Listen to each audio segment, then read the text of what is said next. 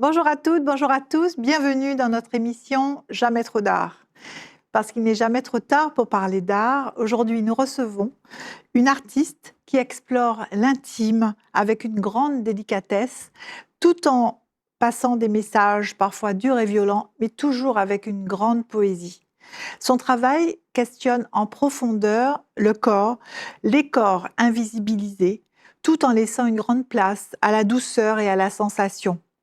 Une artiste qui transforme le regard sans jamais l'imposer. Aujourd'hui, j'ai le plaisir de recevoir Gladys Gambi. Gladys, bonjour. Bonjour Claire. Bienvenue sur notre plateau. Merci pour l'invitation. Merci à vous. Alors, Gladys, quand on regarde votre travail, il y a quelque chose de très intime, de très délicat. Et j'ai envie de vous demander tout d'abord comment vous vous sentez, vous, en tant qu'artiste aujourd'hui? Ah, quelle question. Comment je me sens? Euh, En tout cas, je me sens alignée avec ce que je fais. C'est ce que je peux dire en premier lieu, puisque dans mon travail, je parle beaucoup de moi, de mon histoire personnelle. Et donc, je pense que je me sens assez alignée et j'essaie d'être toujours honnête dans ce que je véhicule dans mes dessins, dans tout ce que je crée. Donc voilà, je fais au mieux. Vous vous débrouillez plutôt bien. Et vous êtes donc né à Fort-de-France, hein. Mhm. Vous avez fait des études de lettres et de sciences de l'éducation et vous rentrez au campus caribéen des arts de Martinique. Vous obtenez votre master en arts visuels en 2014. Euh, Est-ce que vous avez toujours aimé dessiner et d'où vous vient ce goût pour, euh, pour le dessin et pour l'art en général? Ok, j'ai toujours dessiné depuis toute petite. J'étais très intéressée par les arts plastiques depuis le primaire. Malheureusement, c'était une matière qui n'était pas du tout valorisée à l'époque. Mais au départ, je voulais être styliste parce que j'aime beaucoup la mode, j'aime beaucoup dessiner des vêtements jusqu'à maintenant, hein. Et, euh, je sais pas, je me suis dit, ben, peut-être que c'était beaucoup trop ambitieux. De toute façon, on m'a pas trop encouragée en ce qui concerne les conseils d'orientation. On m'a pas trop encouragée à ce niveau-là. Donc, je suis allée au campus à Caribéen des l'université, arts, voilà, à ouais. l'université des Antilles, où j'ai effectivement étudié la littérature et les sciences de l'éducation. Et puis ensuite, je me suis dit, est-ce que c'est vraiment ça que je veux faire? Je n'ai jamais laissé tomber l'art. J'ai toujours continué à dessiner. Et je me suis dit, ben, pourquoi pas m'inscrire au campus caribéen des arts parce que je voulais pas passer à côté de ce que j'aime. Et donc, je m'y suis décidée juste après ma licence en sciences de l'éducation. Et ben voilà, j'arrive dans le cursus artistique qui n'est pas évident Mhm. parce que peut-être que je suis arrivée avec des idées un peu reçues où ben, je sais dessiner, alors tout ira bien. J'étais loin du compte. Mhm. Et en fait, j'ai commencé un parcours, euh, un long parcours de remise en question, de doute, De doute, oui, vous avez. mais aussi quand même 5 années où j'ai pu quand même me trouver. Ce n'était pas évident, mais je ne vais pas dire que c'est un parcours du combattant, mais c'est une recherche de soi en même temps, parce qu'on arrive à l'école d'art, on n'en ressort jamais, on en ressort changé, c'est sûr. C'est les 5 plus belles années, en tout cas, de mes années d'études, en tout cas. Et je regrette pas. Et je me suis trouvée, j'ai su comment parler de mon travail, comprendre ce que je fais, comprendre ce que je dis.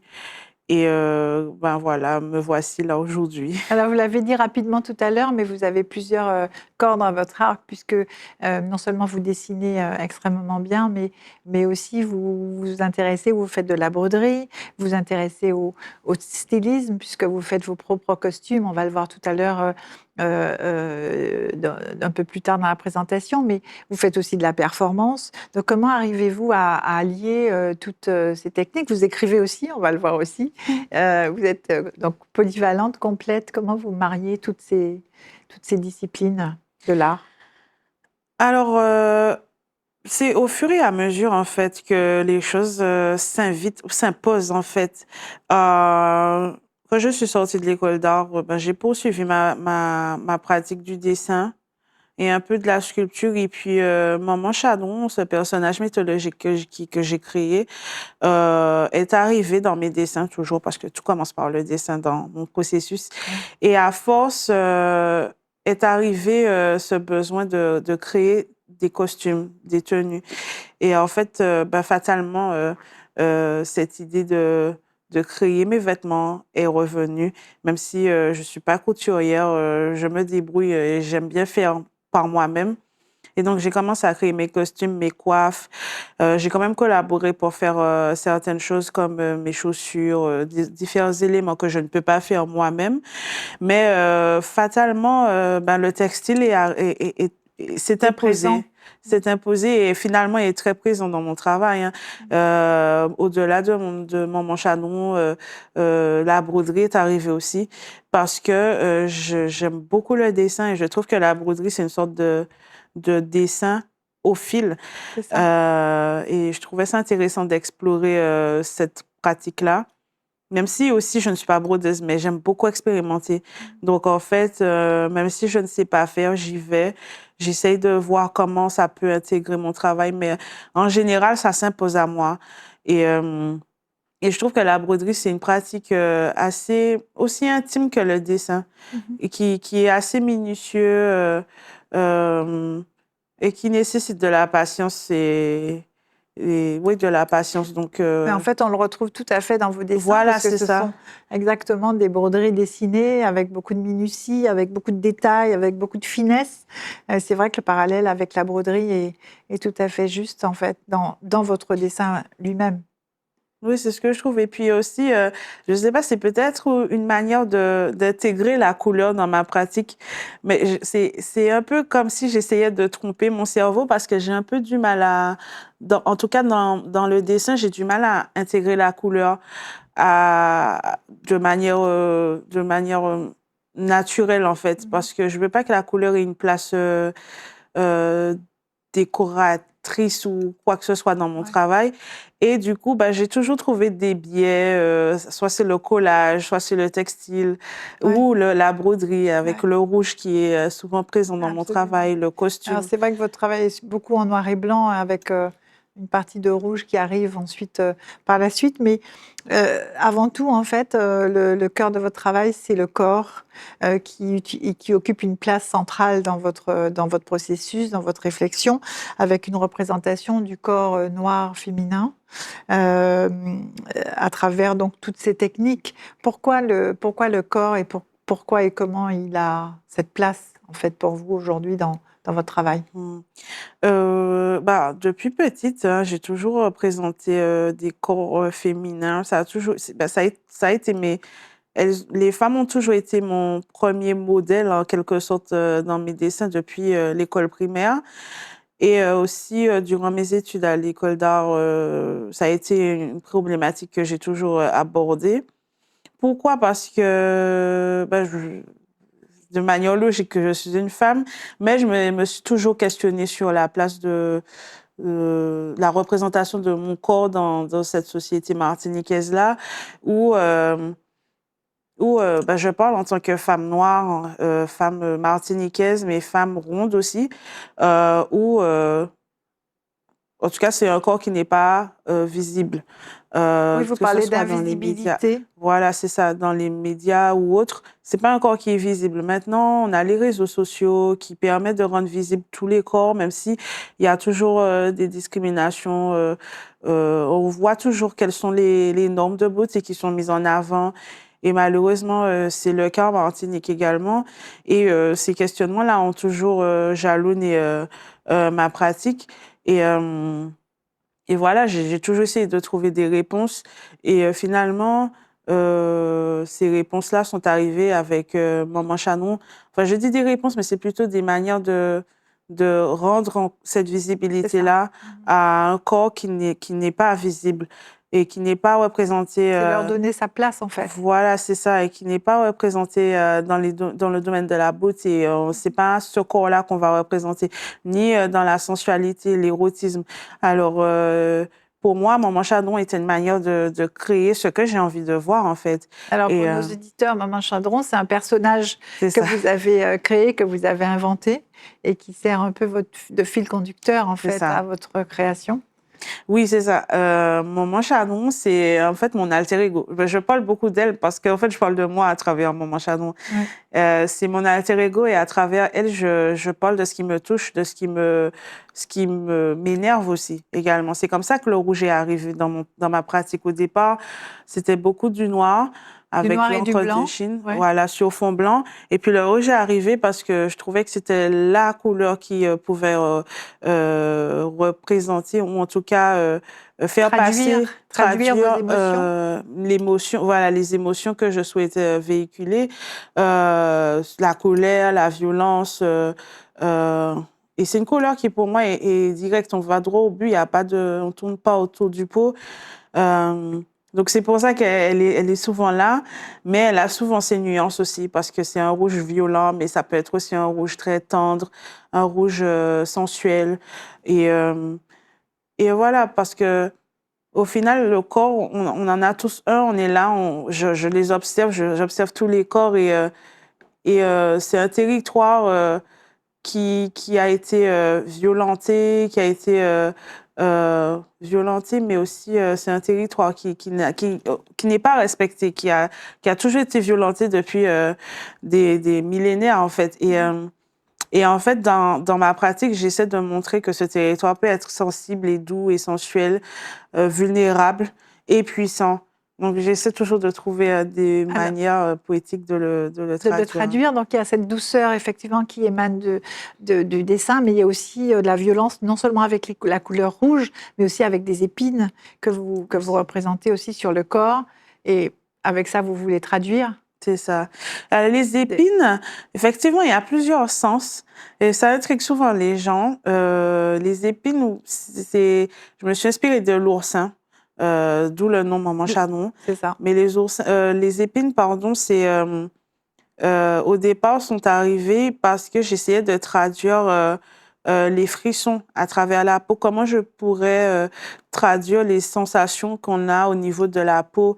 Et les épines semblaient bien au départ. Et puis, je me suis dit que c'était aussi une manière de se défendre, de se protéger. Donc, en fait, il y a cette sorte d'ambiguïté.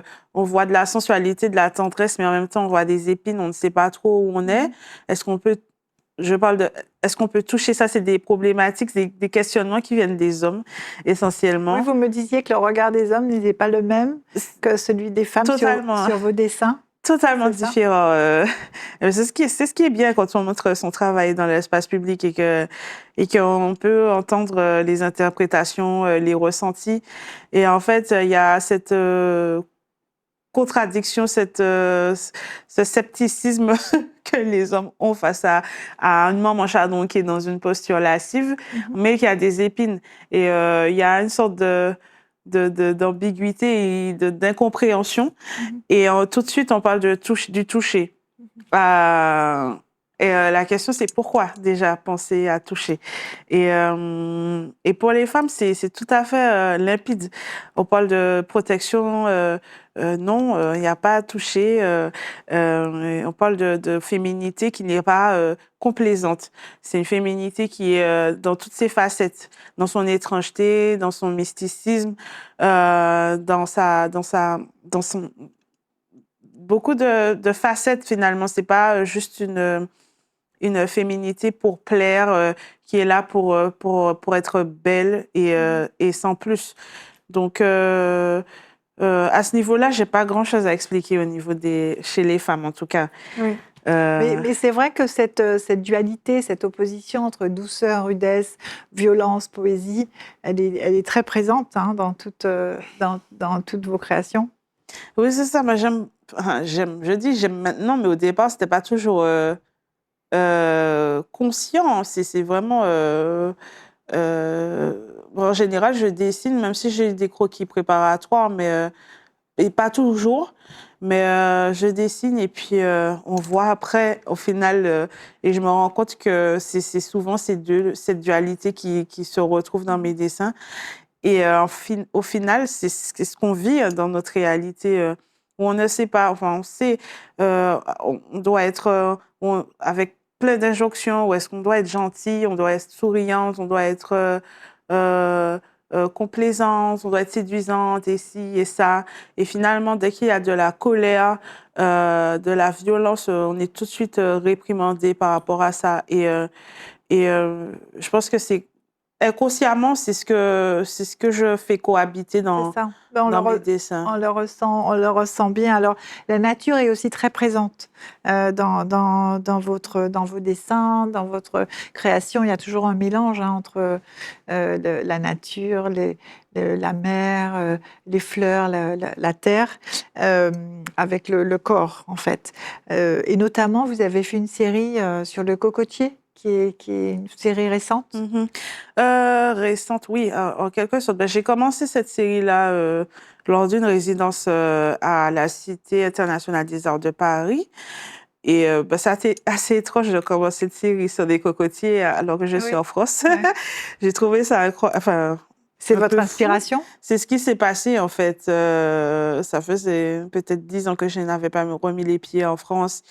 Et il y a eu ce questionnement. Sachant que le cocotier a été un personnage en arrière-plan, en fait. Je dis personnage, je ne le considère même pas comme une Oui, plante. parce que Pour vous moi, lui c'est un donnez vie. personnage, c'est Ouais. ça, qui a toujours été en arrière-plan dans mes dessins. Il est souvent malmené, dans le vent, en plein cyclone, décapité, arraché. Pour parler d'une Martinique ou d'une île, parce que je dis Martinique, mais ça peut être dans la Caraïbe aussi, qui est malmenée, qu'il faudrait voir au-delà de cette image de douiste qu'elle a souvent. Et j'ai commencé cette série-là en me disant, ben, je vais considérer les cocotiers comme des personnes. Et chaque dessin sera un portrait. Et chaque cocotier représentera une problématique que l'on rencontre en Martinique. Je parle de violence, je parle de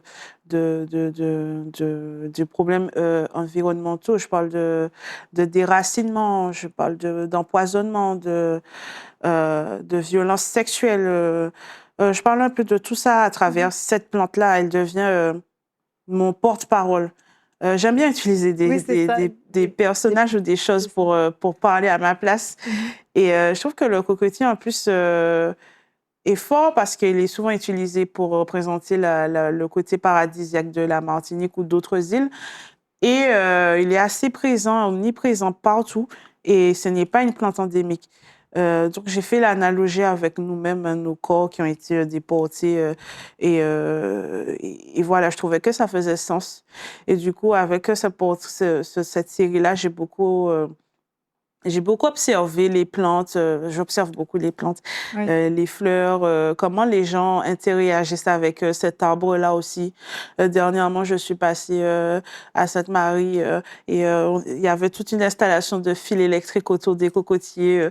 Et en fait, tous ces éléments-là m'inspirent beaucoup et je me dis, mais comment nous, quelle place on donne à cette plante, mais à d'autres plantes également, comment on les utilise dans notre quotidien. Et c'est ce qui m'a beaucoup inspirée pour cette série qui est toujours en cours. Oui.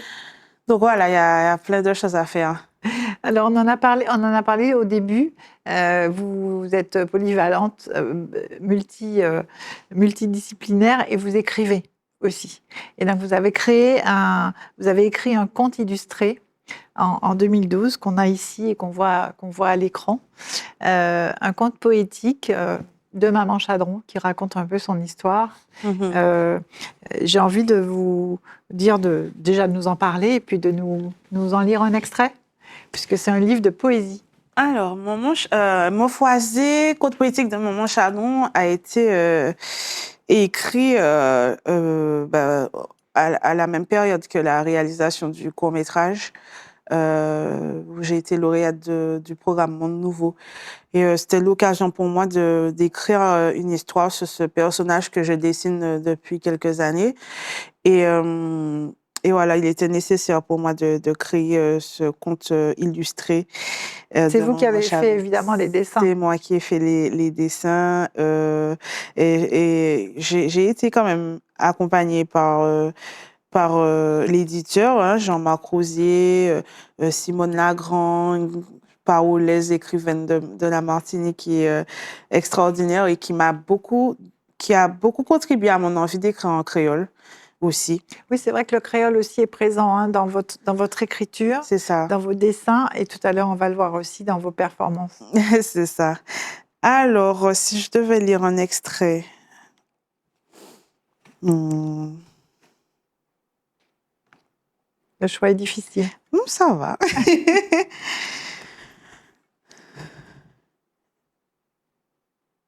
3 Z matin.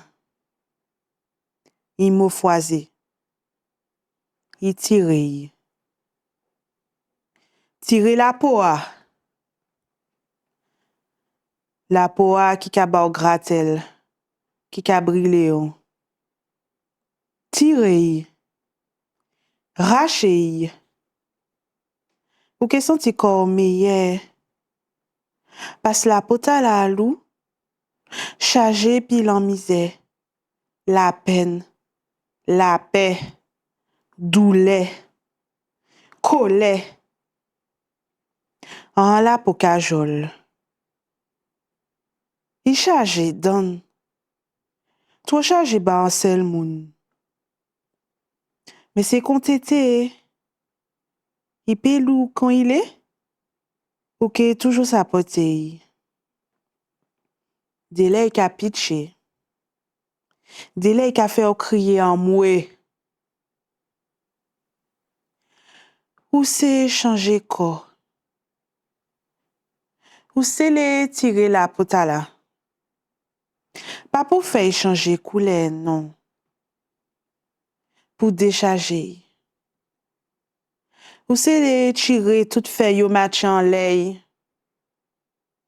Mais pas oublier. Faire abat force. Il fait au joke. M'en save. Ou las joke. Ou las faux. Ou c'est les déposer la poa et puis poser tibrin. Ilou, mais fouti belle. Vent levé. Magnifique. Merci. Merci pour cet extrait. Et en fait, vous nous faites une performance. Hein. On dévoile un peu ce que vous avez repris dans votre court-métrage où effectivement vous chantez, comme vous nous avez donné un petit aperçu. Vous aussi, vous racontez l'histoire hein, de Maman Chadron sur ce court-métrage. On peut regarder rapidement un tout petit extrait de ce court-métrage que vous avez réalisé en parallèle de ce livre.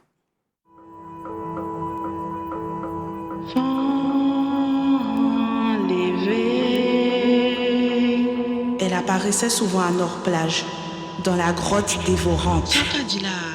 Où qu'à rêver? Avant, c'était un quartier, un lieu de vie, des histoires mêlées et démêlées.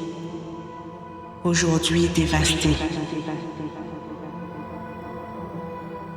La Sainte Vierge, elle, trône, veille, imperturbable, toujours honorée.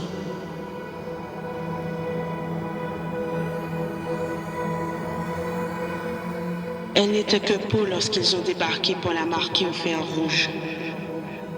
Marquée parce qu'elle leur semblait souillée, diabolique, trop sombre, trop noire. Alors on voit cette Maman Chadron qui prend vie, à laquelle vous donnez forme, hein, avec le costume, avec les fameuses chaussures que vous nous avez amenées ici sur le plateau. Et on voit aussi dans l'extrait cette Maman Chadron qui donne vie aussi au dessin, parce qu'on la retrouve sur le dessin qui devient soudain animé. Et donc c'est un beau mariage en fait entre votre dessin, tout le propos, et le fait de donner vie à ce personnage. C'est ça. Oui, c'était une nécessité. Et dans ce court-métrage, en fait, on suit Maman Chanon dans sa naissance dans la mangrove. Elle est dans la mangrove, elle émerge dans la mangrove et elle naît. Et on suit toute sa silhouette, on suit sa silhouette jusqu'à cette quête de liberté, de force, de puissance. Et je remercie Claire Laura, avec qui j'ai travaillé, Claire Laura Flamand, qui est aussi une artiste martiniquaise. C'est elle qui a fait le court-métrage avec vous. C'est elle qui a fait qui a réalisé le court-métrage avec moi. Donc, j'ai travaillé le storyboard et puis on a discuté. C'est une artiste dont j'aime beaucoup son esthétique aussi. Je trouvais ça évident. Je trouvais cela évident de travailler avec elle. Et du coup, elle m'a proposé d'animer mes dessins et de les intégrer dans le court-métrage, et ce qui faisait sens pour moi. Et aussi, elle a sa patte, elle a son langage. C'est elle aussi qui a créé le son. Cette idée de couche qu'on peut voir dans le court-métrage, avec la question de la peau qui revient, de la métamorphose de la peau qu'on laisse pour devenir quelque chose d'autre. Un peu l'extrait que vous avez lu. Voilà, c'est ça. Et elle a su traduire ça à travers sur le montage. Et en fait, l'extrait qu'on voit a été tourné à Nord-Plage, qui est un ancien quartier de Macouba, au nord de la Martinique. Et c'est un lieu que je trouve assez puissant. Il y a la mer, il y a la rivière. Et je trouvais que ça faisait sens de tourner des passages dans ce lieu-là pour Maman Chanon, qui, elle, est liée à la mer, à la rivière aussi, à la nature. Et on a beaucoup joué sur les couches, la peau. Il y a la Vierge qui trône. Oui. On a voulu jouer avec cette statue qui est là, qui est encore vénérée, qui est toujours vénérée. Toujours vénérée. Donc, il y a aussi ces questionnements autour de ce que la colonisation nous a laissé et ce que nous on fait, quels imaginaires concrets qu'on veut laisser aux futures générations. Et je joue beaucoup dans l'écriture comme dans le livre, dans l'écriture comme dans le court-métrage, sur ce qui est vrai, ce qui n'est pas vrai. C'est un peu les mêmes histoires qu'on a en réalité dans certaines conversations qu'on a avec nos amis, la famille. Est-ce qu'on a vraiment vu ce personnage-là? Il y a cette frontière entre le réel et la fiction. Est-ce qu'on peut vraiment y croire ou pas? Et je joue sur cette ambiguïté-là. Ouais. Tout à fait. Écoutez, merci. Merci Gladys pour ce partage. Merci pour ces explications et de nous avoir fait découvrir votre univers riche, sensible, qui traduit beaucoup de choses réelles de la société avec ses interrogations et aussi sa violence. Merci beaucoup Claire pour cette invitation. Merci à vous. Merci, chers téléspectateurs, de nous avoir suivis. Cette émission s'achève. Je vous donne rendez-vous pour un prochain épisode de Jamais trop d'art. Et avant de nous quitter, je vous propose d'écouter Marilyn Psyché-Salpêtrier qui va nous parler du travail de Gladys Gamby. Merci beaucoup et à très bientôt.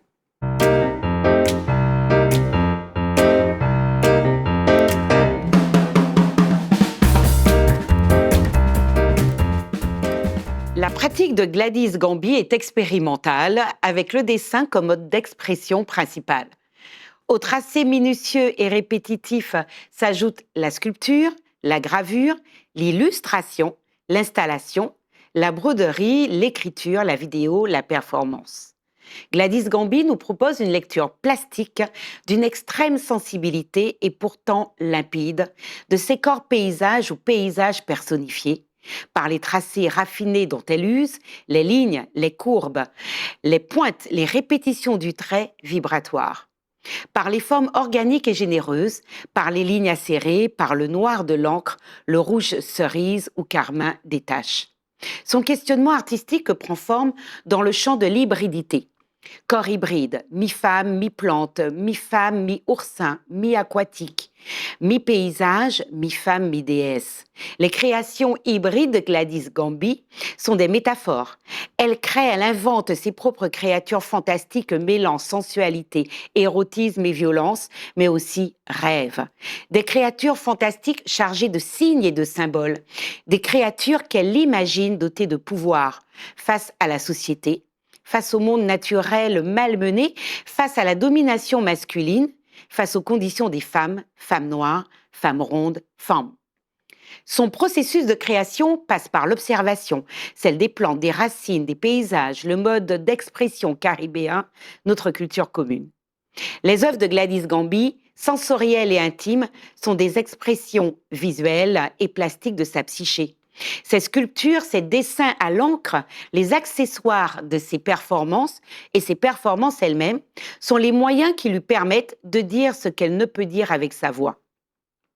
Elle expulse ainsi toute la violence de ce qui n'est pas toujours dissible ou audible.